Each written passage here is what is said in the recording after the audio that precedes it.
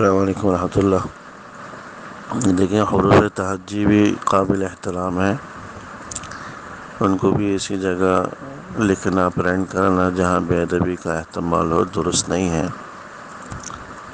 یہاں تک کہ علماء نے لکھا کہ فقہ کی کتابوں میں ہے کہ اگر کسی جگہ لفظ فرعون لکھا ہو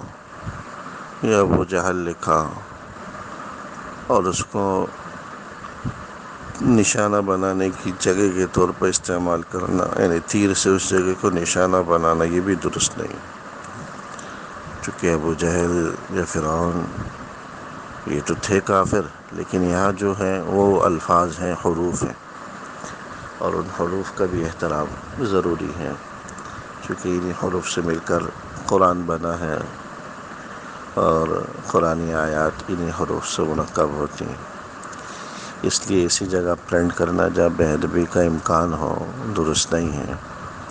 دوپٹے یا قمیض میں اگرچہ ظاہراً بے ادبی نہیں ہے، لیکن بے ادبی کا امکان کہ بس اوقات دھلنے میں یا پرانے ہونے پر پھینکے جاتے ہیں، یا دوپٹے بس اوقات ایسی جگہ رکھ دیے جاتے ہیں جہاں پیر بھی پڑ جائے، ٹھیک ہے نا، تو اس لیے جہاں بے ادبی کا امکان ہو تو وہاں پرنٹ اس کا کرنا درست نہیں ہوگا، تو حروف تہجی والا پرنٹ کرنے سے گریز کرنا چاہیے، احتیاط کرنی چاہیے۔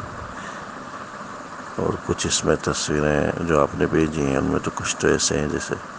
جس میں باقاعدہ کوئی الفاظ قضا وغیرہ کے لکھے ہوئے بھی ہیں، وہ تو بہرحال درست نہیں ہیں۔